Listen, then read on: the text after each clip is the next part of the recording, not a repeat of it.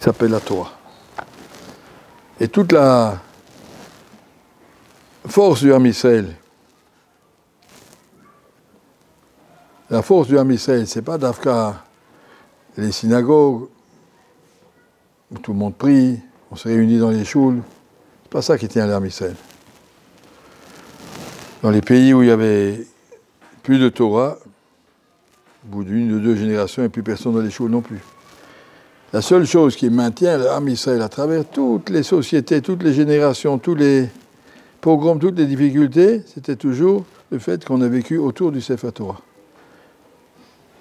Dans l'histoire du Ham Israël, nos chefs ont toujours été des Gdolei Torah. Ça n'a pas été des gens qui ont été votés, élus, des présidents de communautés. Ce n'est pas ceux-là qui ont géré le klal.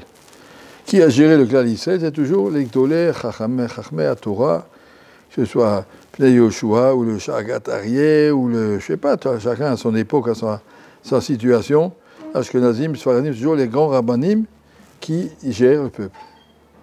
En quoi les grands rabbanim ont des aptitudes, ils n'ont pas fait Sciences Po, ils ne savent pas comment on gère tout ça, mais ils parlent au nom de la Torah. Am Israël, il vit autour de la Torah. Ça, c'est cette image qu'on a ici. Le Am Israël, on est là tout autour de la Torah. Ça vive la Mishkan Yachanu, on est là tout autour. Et c'est notre point central, notre raison d'être. Et si on réfléchit un petit peu, la semaine dernière, on a eu le srout de faire un appel de fonds. Et les gens ont répondu tellement, tellement généreusement. Pour nous faire plaisir, pas pour autre chose. Pour montrer que l'Am Israël vit sur toi. Tous les gens, même s'ils ne sont pas assis devant un Sefer tous les jours, mais ils veulent avoir un chélek dans cette Torah. Ils veulent participer à cette Torah. Alors j'entends des parents qui disent « Moi, je ne veux pas que mon fils il soit nourri de charité, qu'il soit un clochard toute sa vie, il doit être à la générosité du pays. » C'est le contraire. Générosité, c'est quand tu demandes aux gens « Aidez-moi ». Là, c'est les gens qui nous demandent « S'il vous plaît, prenez notre argent ». On n'est pas allé chercher l'argent. On a mis un appel et tous les gens ils viennent, ils courent, ils disent « Je vous en prie, prenez ».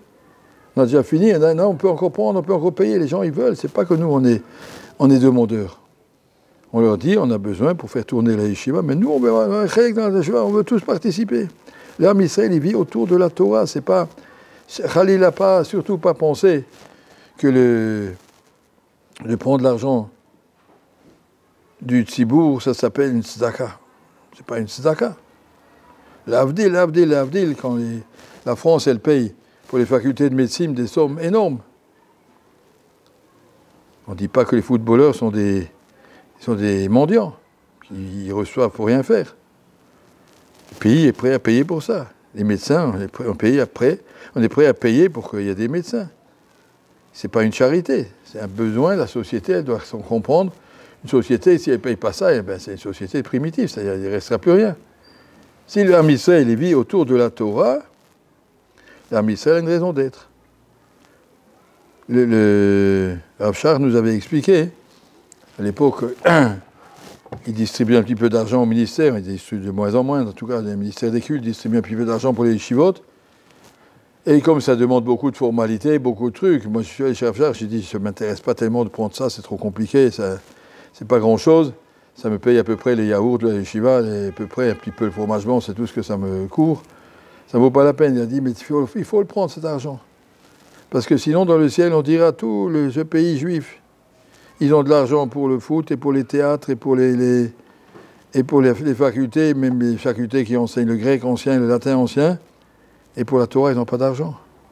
Il faut absolument prendre l'argent, il faut leur donner ce srout. Savoir que prendre de l'argent pour une yeshiva, recevoir de l'argent pour étudier la Torah, ça n'a jamais été une tzedaka.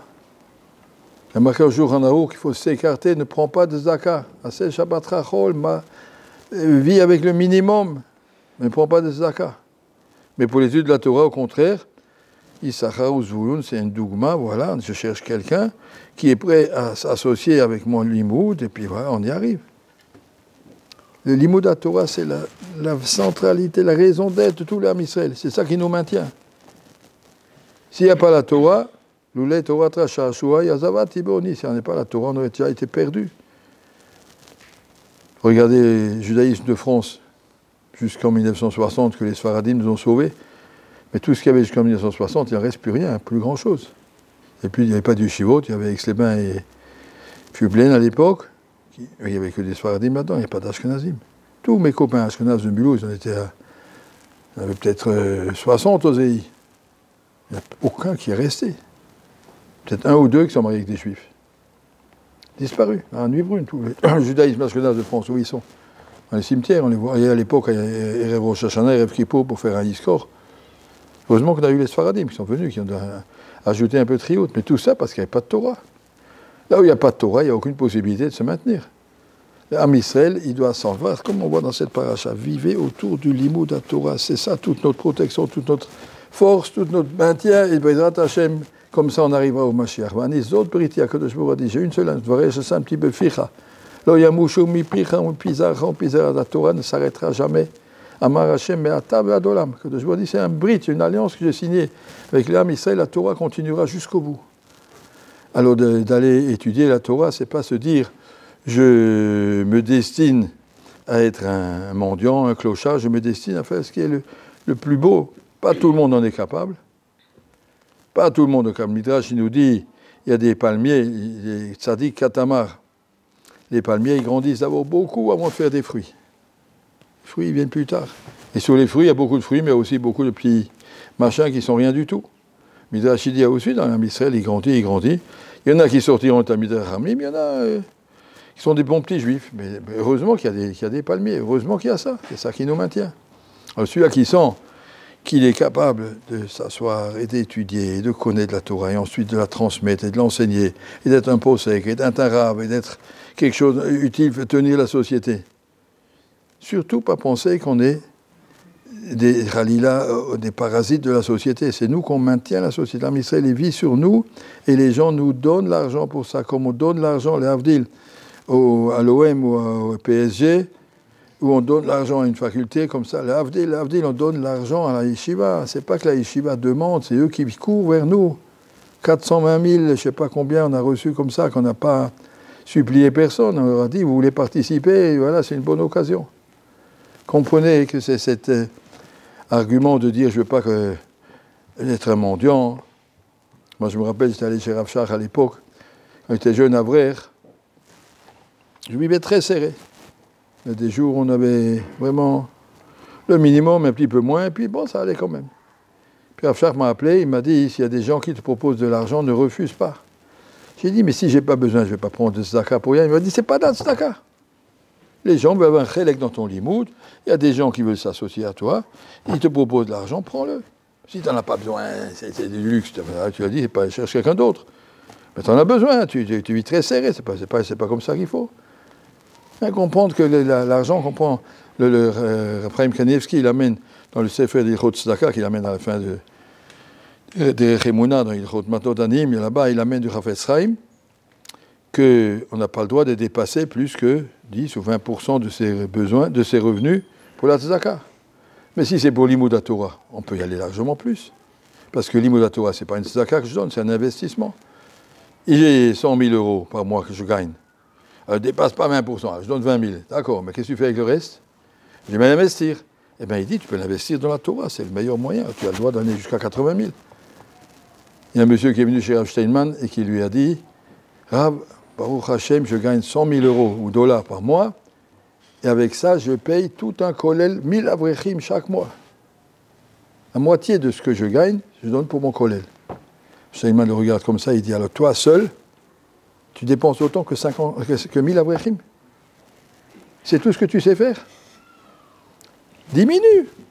Tu peux vivre avec 5 000, tu douches avec de Mayeden, il a dit, avec des bouteilles d'eau gazeuse. Qu'est-ce qu'il y a? Pourquoi tu gaspilles ton argent? Tu peux vivre avec moins, et puis distribuer le reste aux tzadikim. Il y a des gens qui étudient la Torah.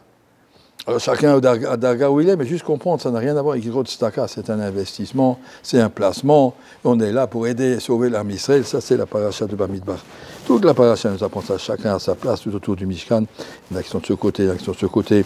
Il y a des Thémanim, il y a des Chassidim, il y a des Tunisiens, toutes sortes de Juifs. C'est tous des Juifs. Chacun a sa façon d'être Oved Hashem.